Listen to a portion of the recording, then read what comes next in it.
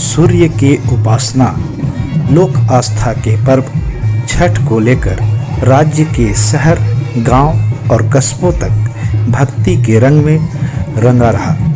4 दिवसीय इस अनुष्ठान में व्रतधारियों ने खरना के बाद बुधवार की शाम बंधा तालाब, नहरपारा और पलारी तालाब के तट पर लोग पहुंचकर अस्ताचलगामी सूर्य को अर्घ अर्पित किया।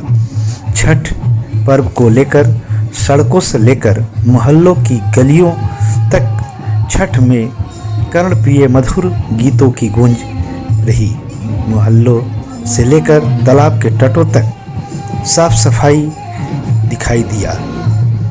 कुंडागांव बंधा तालाब के तट पर जिला प्रशासन व नगर पालिका परिषद के द्वारा भक्तों को भास्कर की अर्चना के लिए साफ सफाई की पुख्ता व्यवस्था की गई।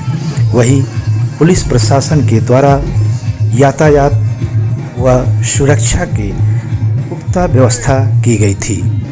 भोजपुरी संगम समाज के द्वारा बंधा तालाब से होकर गुजरने वाली राष्ट्रीय राजमार्ग पर शानदार सुव्यवस्थित लाइटिंग एवं पंडाल लगाए गए थे। भक्तों के मनोरंजन के लिए छठ माई के गीतों पर आधारित लोकगीत एवं सांस्कृतिक कार्यक्रम का भी आयोजन किया गया। उत्तर भारतीयों के द्वारा इस पर्व को बड़े ही विधि विधान के साथ मनाया जाता है।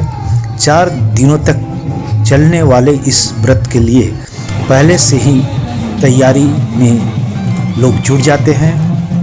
वहीं इस त्यौहार का शुभारंभ 8 नवंबर से नहाई खाई के साथ शुरुआत हुई और उदयगामी सूर्य की पूजा अर्चना के बाद अर्घ देते हुए 10 नवंबर को यह कार्यक्रम समापन की ओर होगा।